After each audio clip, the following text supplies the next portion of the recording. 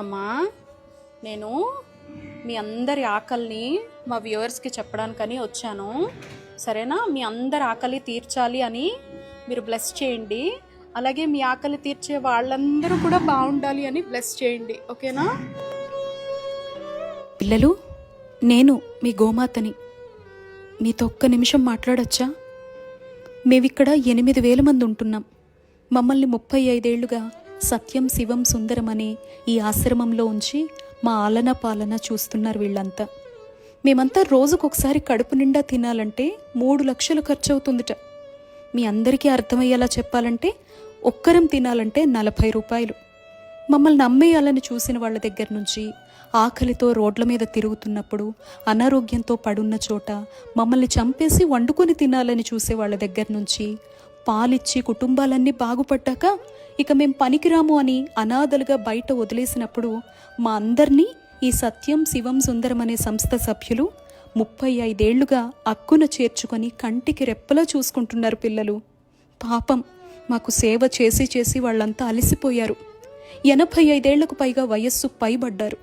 మా ఆహారం కోసం వాళ్ళ రక్తాల్ని జీవితాల్ని ధారపోసి దాతల్ని ఎంత వెతికి పెట్టినా ప్రస్తుతం అయితే కష్టంగానే ఉంది పరిస్థితి. భవిష్యత్ ఏంటా అని ఒక్క సాయం చేస్తారా? ఒక్క రూపాయి మీ సంపాదనలో నాకు పెట్టగలరా? ఈ సమాచారం ఇంకొకరికి షేర్ రూపంలో చేస్తారా? అలా మీరంతా సహాయం చేస్తే మేము కడుపు నిండా తింటాం. బాగా ఆకలేస్తోంది మిత్రమా. ఊరికే ఏం కాదులే, నన్ను సకల దేవతా స్వరూపం, 3,000,000 దేవతల నిలయమని పూజలు అభిషేకాలు అక్కడ కనపడే రాయిపై కుమ్మరిస్తూ ఉంటారు కదా. ఇక్కడ మేము ప్రాణంతో ఉండి ఆకలితో అలమటించిపోతున్నాం. 8,000 మంది ఉన్నాం.